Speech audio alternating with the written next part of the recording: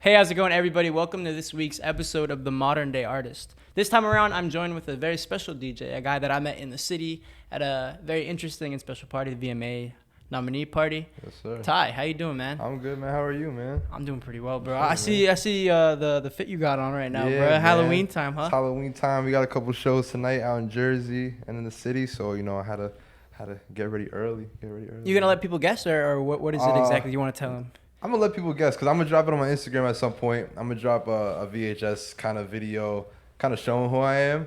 But You said VHS? Yeah, VHS video. Yeah, You're those shits. like filming on the filming on camcorder, the bro? VHS. Yeah, I've been putting those out as reels. People love that shit. I don't know Yeah, why. no. There's something about the film aesthetic, bro. People love that. They love Nah, that they shit, bro. really do. It's crazy. But yeah, to begin with, give us a brief introduction of like yourself and like what you do. All right, well, my name is Woahhttyyy. I've been in the music business for about 5-6 years now. I started at a real young age. I mean, we'll get into that later. But I'm an A&R. I'm a DJ. I manage. I see everything behind the scenes in the business. And yeah, man, I just be That's chilling, awesome, man. bro. That's it. And like, so on your Instagram right off the bat, there's some notable collaborations that you work with. Who are some of the people that you've had the pleasure of working with? There's been so many over the last 6 years. Whether that's A&R and DJing, getting videos for, just being in the mix of everything. I've done stuff with first artist we really did stuff was with Lil Tecca and IcySlug, and that's when we really started off with. Mm-hmm. And then from there it's just gone up. We've had, I can't even name all these guys. ABG, all the drill rappers you could think of, man, that are out of New York right now. From ABG to Sleepy, to big artists, Spanish artists, Anuel. I'm trying. Yeah, to no, think I of fuck people with on the my Anuel Instagram. one, yeah. Yeah, Anuel hard, man, and bro, it's been everywhere. It's too many names. I can't even think of all these guys. So take me back to when you were a kid. Like, what made you get into music? You know what I'm saying? When you were young and Damn, man. So it was me and my boy IcySlug. His real name Jake. I'm so used to calling him Jake, so it's hard to say IcySlug. But yeah, we would be fucking around, bro. And this is around the time where I was playing ball and he was playing football. My shit is falling off right here. And he was playing football, and we were like pretty notable around in Queens, in New York City. And I was hot for basketball, like I said, and he was hot for football. We both went to pretty notoriety schools, St. Francis Prep, Holy Cross, and we just wanted to like joke around and shit. And he was like making disses on people, and I was recording it. I had the mic and everything set up in my basement, and then he dropped a song and it started going viral, and just like dissing people, And when I started going viral, I was just like I was like studying everything from right there. I was looking at it, I was like, damn, like this is how this shit works and that shit works within the music business. This is what people like. So how old were you around the time when you were doing like that? 14, man. 14? Yeah, That young? 14, and then immediately I fell in love with it. I mean, I always wanted to do something with music. You started off like, Yeah. you said your boy was doing it, and then you started recording it? Yeah, so I was recording at first, and I didn't know what the hell I wanted to do because I even tried rapping, and I was just like, nah, this shit doesn't sound right. But you knew for a fact like music was like. You Yeah, wanted to be I involved with needed that. to do something, man. And at first, I wanted to produce, produce and engineer. So that took some time to learn. And then, like I said in the beginning, it was me, Icy, and Tecca. And, it was just a couple songs coming out, a couple songs going out, doing okay numbers. Okay numbers to me at the time were fucking insane. It was like 20,000 on SoundCloud. I'm like, yo, I made it. I'm chilling. And I was a part of it, you know what I'm saying? So I was happy. And then buzz started going around Queens, Long Island like crazy. And then after some time, just things just started going very, very well for the artists I was around, Yeah. And I was just playing man in the middle. So playing man in the middle, I was really just learning everything, So it was just the studio. When you say man in the middle, what does that like mean to you exactly? Just like applying the beats, managing how it's gonna come out, when it's gonna come out, if there's gonna be a video to be shot, is there gonna be the distributors, dealing with distributors, dealing with the Instagram pages, all the things, the marketing wise. And I'm 14. I don't know what the hell I was doing. And damn, bro, that's kind of crazy, bro. yeah, so that we were just like figuring it out, and then songs started going up, especially the one with Icy and Tecca, and that was right before Tecca really blew and Icy started doing his own thing. It was kind of just like they did the song together, and it was doing numbers. I mean, like it hit a mill, Bro. and we were just like cool. Like, you know what I'm saying? Like, we still didn't think much of it. We were 14, 15 years old. So when that song hit a mil, memories in my head with Icy and Tecca, and then 2 mil, and then 3 mil. I'm seeing all these numbers go up, and we're getting fucking paid. There's no labels behind anything. It's just us being in high school, pushing the record out, you know? Yo. And then, yeah, after that, just everything started coming together for Icy. Obviously, everything came for Tecca when he signed with Giuseppe and Lyrical Lemonade, you know. So I started seeing all these things happen and how it was happening, and then that's when I really just started getting involved. And I've done it all, bro. Damn, I bro. produced, man. Just behind the scenes stuff, really, man. Most of this was at a very young age, at like 14, right? Yeah, so, 14. So did you have any like inspirations or people that you were kind of looked up to for guidance in a way? Uh, Or is it just it could even be like your own circle that are your inspirations, to be honest? yeah, nah. I mean, yo, I'll be so honest right now, cause you know, fucking, we're ModernDayArtists. We're gonna be out of this. So Yo. I'll be very honest. I just wanted to be hot. Like, I wanted to be hot. Like, I wanted motherfuckers to like know who the fuck I was and what I was doing, you know. And I wanted some power, and I knew that was to do with music. You know, I wanted to be able to control something. And then, yo, bro, when you're 14 years old, I can't get into detail, but when you're 14 years old and you hang out with artists and you got like 15 girls at the crib, just, you know, saying their drops and all this shit, it's just like, after I seen all that, I'm like, bro, I'm only 14. This could get crazier, you know? Yeah. So, do you feel like at that age that influenced like how you were acting at all, or like looking back at it now, you know what I'm saying? I mean, yeah, you know what? I became a cocky ass motherfucker. I'll be very honest with you. And that's cool because you were young, you know. I really want to pick at the story, like what it really is like. Yeah, no. I mean, I was 14, so I became super cocky, man. I didn't give a fuck about anything. You know, it was just girls doing the music, making the money, and you know, I'm 14, 15 years old. I just didn't care. I was just having a good time. You know, that was it. Just having a good time. After seeing all this stuff and like seeing the people around you like kind of going up, what is like the next thing that you kind of went down, or like the next pursuit for you? At the time, like when I was younger. Yeah, growing up, we're gonna kind of lead into now. I mean, yeah. So no, I was just, like I said, playing in Man in the Middle. I didn't know what I wanted to do. You know, I thought I was too young to be managing. You know, all these managers around the time were like 30 something years old, old heads. I like to call them old heads. And I was like, all right, I got to do something that like the younger kids can do, you know, but still have power. So I started producing, and yeah, I was just producing so much, man. I was just learning how to make the beats, getting the beats, and then before I know it, I got signed. And that was because of all the shit that was going on around me with how well everybody was doing artist-wise. And yeah, at that time it was just different, man. Everything was so easy. I think honestly now it's so hard to blow up. But at that time, it was so fucking easy. What was the key difference? Support.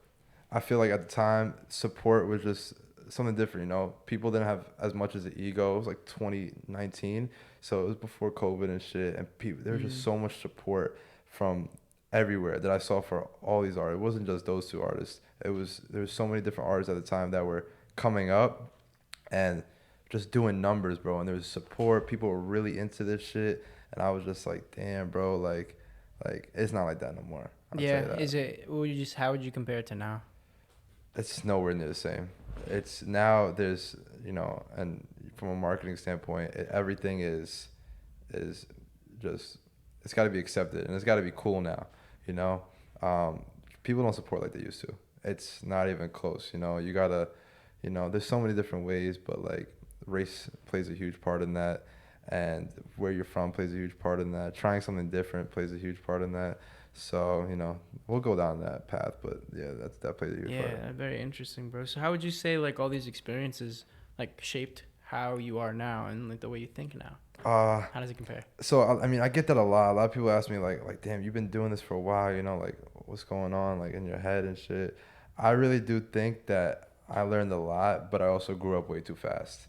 You know, I grew up way too fast. Like when I'm 14 years old, you know, all the 14-year-old kids, you know, they're freshmen and they're playing like games and shit on 2K, and I'm out here figuring out, okay, are we gonna get you in this concert or that concert? What are we gonna do? Blah blah blah. I'm at this party, that party, and you know, everybody I'm chilling with 19, 20 years old. You know, so I never fell into the stupid shit. Like I never fell into the drugs and drinking, none of that, because I just knew better. But I definitely saw everything super young to really understand like what's good and what's bad, you know, and what path you should really go down. You Did know? like the people around you also help a lot? Yeah, I mean, people come and go, you know. I mean, my boy Icy, he stayed forever. That was the one guy that we really just stuck out. You know, we knew each other forever though. So obviously, me and him, his success came as much as mine.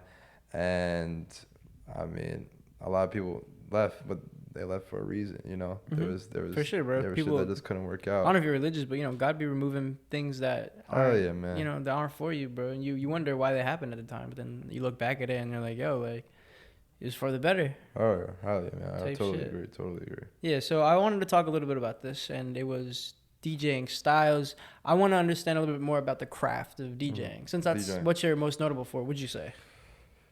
I mean, I'll tell you real quick. I never wanted to DJ. I mean, I had the stuff in my crib and shit because my pops was DJing when he was younger, and you know, it was cool. But I really just started DJing because of all the connection I was getting. You know, I was Yeah. just like, damn, like these people need a DJ. Those people need a DJ. And I'm at the places, I'm at the clubs, young as hell at these clubs, and I'm like, yo, these DJs suck. I'm sorry, like a lot of these DJs, they play the generic shit. They don't try nothing new. They'll play the same 6 songs. And I'm listening to all that. I'm like, bro, like, nah, there's no way. Like, I could do better than that. So because I had the connections, I started DJing. Which is it's interesting that like DJing is kind of what you're good at, Hmm. but you didn't like it to begin with. Yeah, So yeah. how did you like go about seeing these other people that okay they ain't shit, like I could do better? What'd you do to get better at DJing? I mean, I'm not saying all DJs. There's DJs out there that deserve their flowers. You know, there's one kid in particular, Zillions. I think he's out of Brooklyn, and this kid is sick, man. He just does everything so different. He does really the underground party. You're good. Get settled. Which is it's interesting that like DJing is kind of what you're good at, but you didn't like it to begin with. Yeah. So how did you like go about seeing these other people that okay they ain't shit, like I could do better? What'd you do to get better? The clubs, you got the basic top 50, you got the basic rap.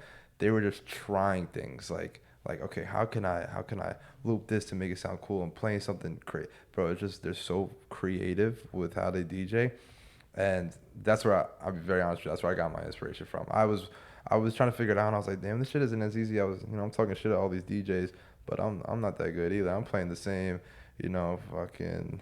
To compare it to now, Just Wanna Rock and Dior by Pop Smoke, but these guys are just mixing it in the craziest ways possible. Zillions especially just mixing it in crazy ways, and just really watching them, looking stuff up, and just teaching myself. Okay, here's how I can do this. Here's how I can do this. So you learned by watching other people and then doing it Yeah, yourself? really, really watching other people. YouTube videos, Yeah, YouTube for sure. SoundCloud mixes and all that.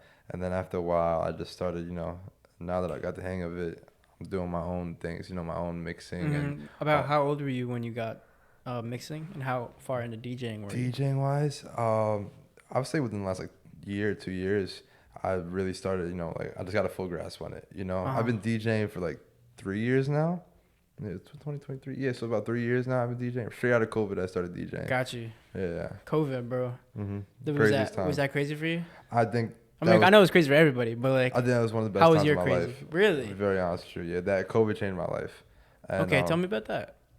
I mean, during COVID is when I was just locked in on producing. 2019, everything's going really fucking well, but then COVID happened, and I just started locking in on producing. That's it. I was just making beats, and around that time was when I got the call from Sony, and I was with their managers and just doing stuff with them. Yeah. And I met the coolest fucking people in the world during COVID, man. It was just like, it was insane. The session in Brooklyn session. I met people, track masters, and I was working with them for a while. And their credits are fucking insane. If you look at track masters, they're old heads too, But they, Neo, Biggie, Tupac, everybody you could think of, these guys produced for. Damn, bro. And you were in rooms with these people. Yeah, man. And then there's just so many. Beyonce's lead guitarist, me and her, Ari O'Neil, girls, dope ass guitarist, man. And me and her, we did some shit. and so many more. You know, Ra Switch at the time, we was going in with hard with Ra. He was dropping his tape. Shout out to Diggy, that's his manager. But yeah, just COVID was crazy, bro, because it was just like it was a learning experience, you know, and that's when I felt like I got my most connections. Do you feel like COVID had like an impact on the music industry as a whole? Like when was the major shift that you mentioned before? How it was like it wasn't like as it used to be. Yeah. Like now it's different. When do you think that shift was? I think a lot has to do with local, like where you're from, you know, because Cali, those motherfuckers support each other. Cali, you got the West Coast guys, you know, you got Shoreline Mafia and all those guys, you know, OGs, Callan for real, all these guys, yo, they support each other. You know, Cali is ride or die for their people, man. They don't play. New York, not so much. Really? New York is, I feel, 2021 when, you know, Pop Smoke started coming out and shit, and the whole drill wave started. Everything changed, bro. It was just like there wasn't as much support, you know. Just Pop, and it may sound crazy, but when Pop came out and was doing this drill shit, and I was watching it, like, damn, you know, I remember fucking blowing Pop's managers out. I'm like, yo, I want to work, but he blew up so fast you couldn't even get in contact with those guys. Damn. But when Pop blew up, it was just like, I don't know what it was. They saw the drill thing come up, and then everybody, you know, obviously you see the beef and shit now, but everybody kind of shifted to like, you know what, we just want to fuck with people that we know and it's comfortable. You know, they don't want to see different now. You know, they don't want to see different, and it's sad. You know, it really is sad. You feel like they could explore more. And like now take more risks. We're hearing the same shit every week, bro. I mean, I work with some of these artists. You know what I'm saying? And I mean, I can't say names, but some of these artists, you know, they all sound the same, man. Especially in New York, you know, they all sound the same, man. And that's like what I express to all my artists, like hard. I'm like, bro, you guys gotta do something different, you know. You just got to do something different. You gotta, whether that's humor, whether that's, you know, you could play into the beef a little bit with all these drill guys, because I mean that's really what they do. But you know, beef in a different way. You know, be funny about it. Yeah. There's so many different ways, so many different marketing schemes. I was gonna say, like, it makes me think about like even personal brands. Like when it comes to artists, I feel like at the end of the day, like even if I guess the music industry is a completely different beast entirely, but all of it comes down to, for me, is like that image and like what you represent outside of just music. Yep. And just everything as like a whole. 100%. So I don't know. It's just interesting. Do you feel like now these days, like everyone's kind of just like a copycat, carbon copy? Copycats, man. There's copycats on every other corner of the Bronx, Brooklyn, Manhattan, every borough, Queens. They're all doing the same shit. Do you have? Are there any individuals that you can name right now that are really trying to push that boundary and be different? Yeah, 100%. And I mean, all my artists, you know, artistry and campaigns take a lot of time, man. You know, some artists come and, you know, they'll be given to me by this label, that label, and they're like, yo, let's do a campaign, blah, blah, and I get my people together and we really, like, try to work it out. But artists need to understand it takes a long time, you know. There's artists I've been working with for over a year now, and we haven't dropped a song because we're still trying to figure out. I'm not going to take, you know, this crazy budget we have for one artist and be like, give the green light to push him out when I know it's not going to work. You know, 50K views is not going to work. You know, it's not changing nobody's life. You know, one artist in particular right now it's blown my mind is Mabu. Mabu's been doing everything right, bro. He's been doing everything right marketing-wise. You know, that guy took some of my fucking plans, you know, for all the artists I had, all the, like, the white kid artists that I got. I'm like, damn, like, that's the shit I was thinking of doing, shit, you know. And, you know, he hopped on it. People hated it at first. Now look at him, you know what I'm saying? Like, he's got... Yeah, that shit that he got going on with Blueface, Baby Mama. Yo, man. I feel like we can talk about that bullshit. That shit is crazy. Yeah, they just did everything right, man, with Mabu. And he's a smart kid, too, you know. He's... I don't know if he's from where I'm from, but I know a lot of the kids around me know, like, him or are involved with him. They provide him cars, whatever the hell they do. And they're super cool with him for some reason. And, you know, after he did that shit, I was like, damn, bro. And obviously I hate, you know, that's not my artist. I don't got nothing to really do with him.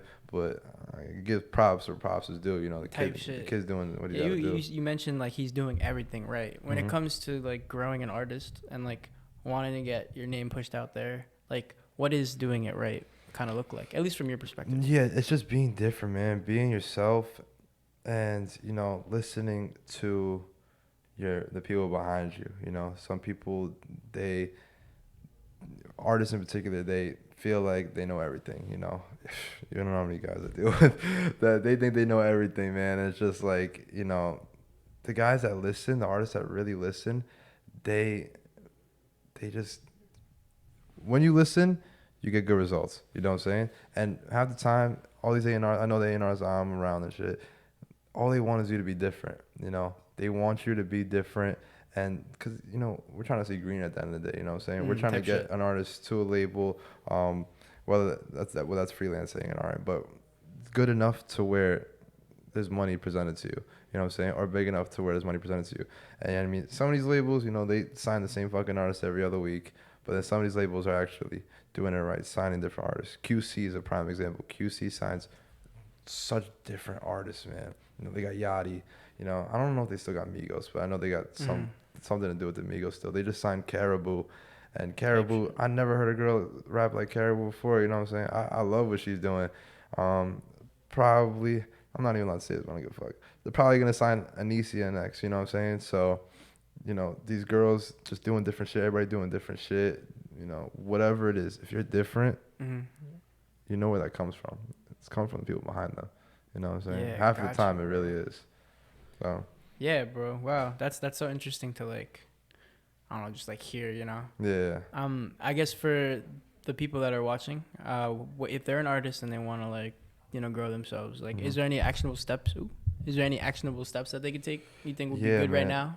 Yeah, I mean, there's so many. I mean, the biggest thing to me is just investing.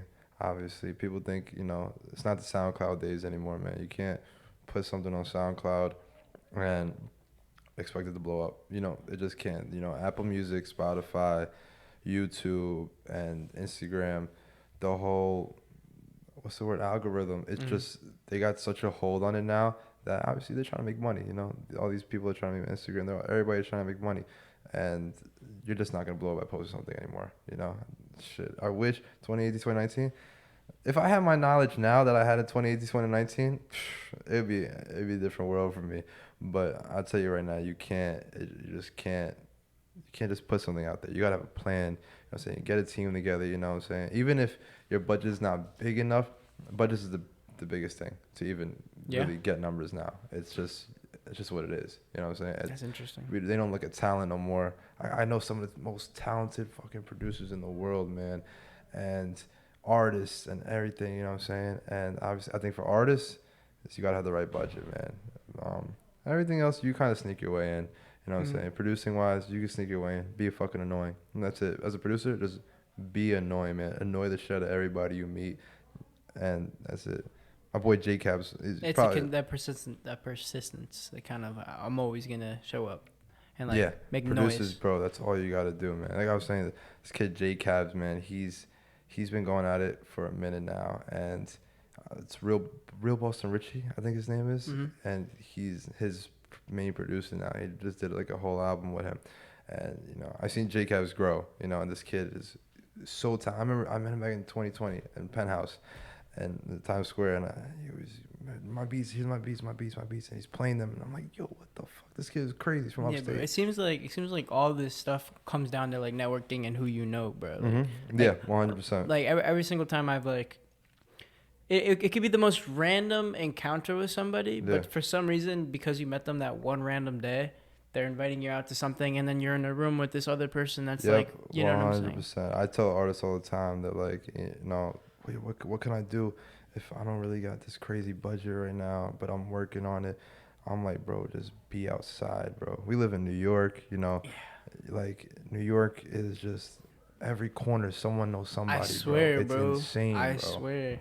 Like, even like going to that event where I met you. Yeah, like, the Vietnamese party. That one event, and if you're like someone like yourself who's constantly going to different events, and like, you know, you get to a certain level where like the events that you go to are all like, you know what I'm saying? There's a lot of interesting people there. But even off of that just one event, like, I realized like, bro, like, I could just talk to these people because somebody else has a connection at this one event, and like get my name out there, grow the podcast, for example, grow my name as an artist. Or, I mean, bro, like meeting Cole Bennett and shit like that was fucking dope. That's like a crazy connection. But that event in particular was crazy. Shout out Jamie Dolan, man. Oh, D. Yeah, shout out Jamie Dolan. That's the man. But like, that one event was just wild, bro. Like I remember being in there. Tell me about that. Like, how did you hear about it? How did you end up getting the connection? Yeah. So I mean, I've known Jamie for a while now. He's worked with a couple of artists that I got. And in particular IcySlug, they shot like a movie. You know, he's been real good. And me and Jamie actually got really cool. We went to Long Island and ate one day. And he's a dope ass guy, bro. So humble, you know, for the names he's worked with. The guy's worked with some huge fucking people, man. You know what I'm saying? And for the names he worked with, the guy, not kid, I call everybody kid, but the guy is so humble, man, and he's super dope. And we did one before. I don't remember do you remember the name of their? Oh, which one? Of the whole Production Connect. That's what it is. Yeah, Production Connect. They did an event maybe like a year ago, and it was like probably 6 months before the VMAs event. And you know, went to that one, and I was DJing that one. And then this other one though, the VMAs one was just next level. You know, the people they had there was crazy. So you know, he just hit me up. He was like, "Yo, come spin, blah blah blah." And I was like, "You don't gotta tell me twice." Like, that sounds crazy, man. Yeah, that just opened. I think everybody there got something good out of that. You know what I'm saying? Nah, dude, that event was super. Like for me, like just seeing how like. Not only like how the event was run, but the people there, what they talked about, and like how it all connected. Because you know, I'm trying to build something here with Modern Day Artists. Yeah, I love this shit, man. Yeah, bro, I'm trying to like, you know, it started off as just a podcast, but then now I'm like, I feel like I just want to offer as much value as I can while also like leveraging the people in my own community, anybody that I meet.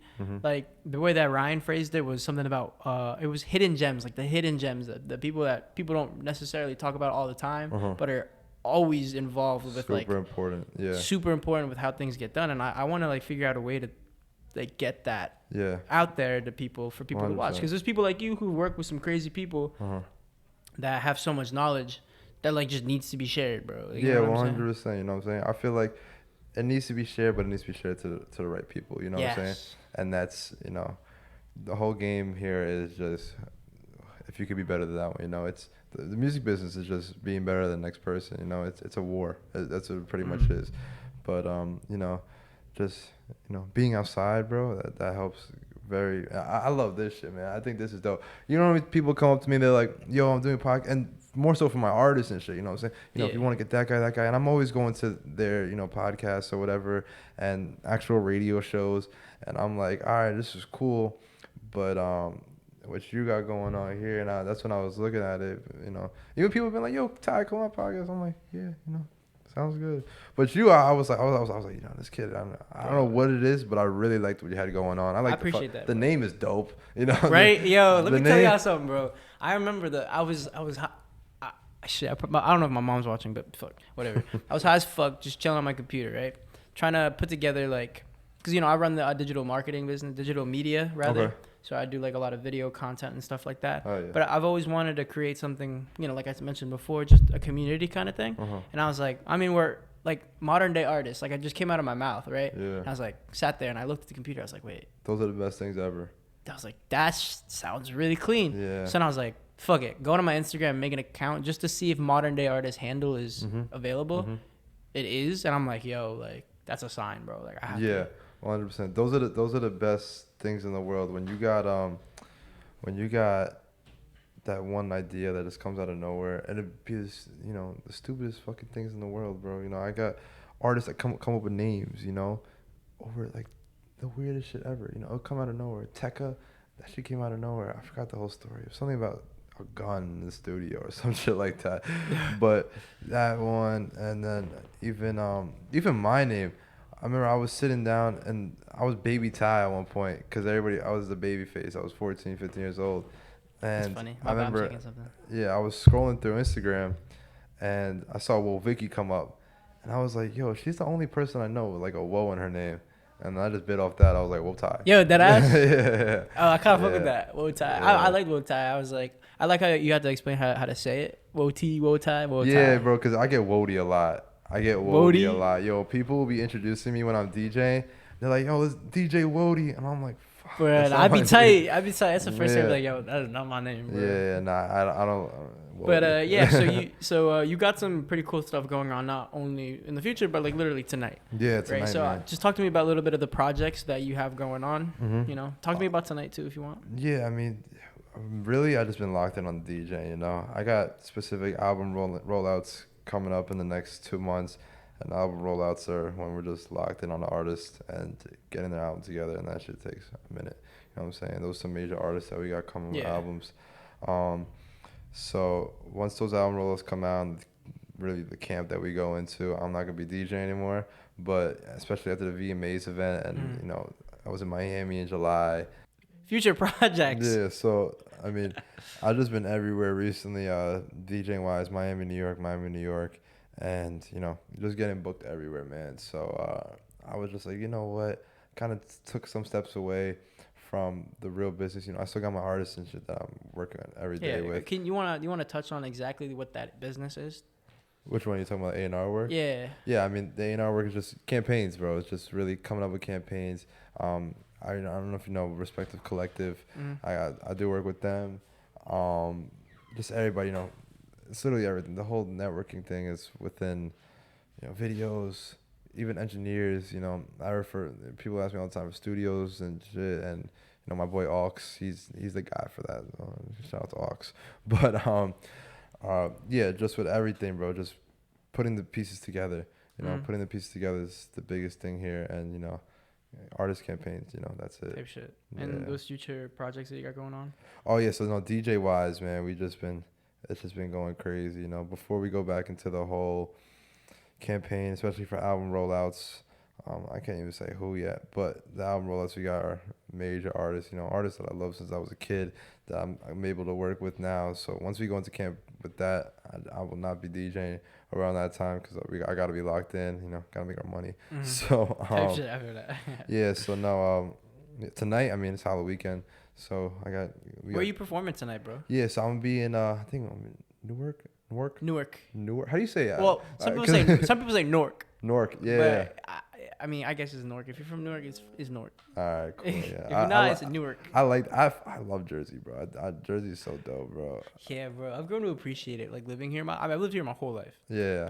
And I never really like appreciated it. Now that I'm getting a little bit older, I really do love Jersey. Like, I love Jersey. Every time I come out here, I have the best time. You know, everything's just so calm out here. The people are cool out here. But yeah, like I said, I'm doing Glozula out here tonight. That's gonna be a dope ass time. I'm going to Brooklyn later tonight, and I'm doing a party with Glam Hospitality. That's gonna be wild. It's right next to Barclays, and then we're hitting the city after, and I'm closing at the Blonde. So it's gonna be cool. That's fire, bro. Yeah. Well, bro. It's actually one more thing. What are your long-term aspirations for yourself right now? I mean, right now I'm in school and I'm studying business. Yeah. I'm at LIU in Brooklyn. Gotcha. So, yeah, I'm really just studying business, and I'll be very honest with you, I want to get a higher end job somewhere with one of these labels, you know. Right now, when you're an A&R and you're a younger A&R, you know, I'm bouncing around label to label. And it's cool and shit, you know, the money's real good, you know, but I want to get solidified with one label. I want to work with one label. Just see what happens. Yeah, I'm not gonna be no DJ Khaled. I don't want none of that. You know, I just want to be in a suit, go to a building, do what I gotta do, but definitely within music, and then just take it from there, man. Work with that, bro. Yeah. And then one last thing. Every episode, at the end of the episode, we have the guest tell or ask a question for the future guest. Okay. So we're gonna have you create one, but first we have to answer the last one. So the last one was our episode with Samaj. Okay. And his question was, "What's your favorite cereal?" Favorite cereal? Yo, there's been cereal I eat it every morning.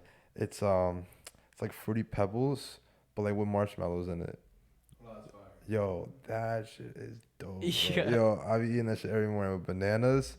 I eat that shit every single day, you know, man, night and day. But yeah, the Fruity Pebbles with the marshmallows. And so now it's your job to come up with a question for the next guest, future guest. All right. Question asked the future guest. Whoever it may be a random ass person, you know. Could be music. Could be. That's what I was trying to see. Yeah. Yeah. Nah, I don't. Well, we don't really have it fully planned out yet, but just ask one of those questions. Okay. It's a favorite TV show. TV show. Favorite TV show. Yeah. I'm dressed like a TV show character right now. So. Yeah. Yeah, man. All right, bro. Well, everybody, that was Woahhttyyy, one of my guests and people that I met on one of my journeys in New York City, bro. Yeah, And, you know, it was good talking to you for the first time, like, actually sitting down having a conversation. Hell yeah, bro. man. It's a pleasure to talk about the music industry and stuff. And you're a cool dude, bro. I fuck with Nah, man, I appreciate that, man. I love what you got going on here. I'm telling you, this shit's gonna blow real soon. It's not gonna take too long.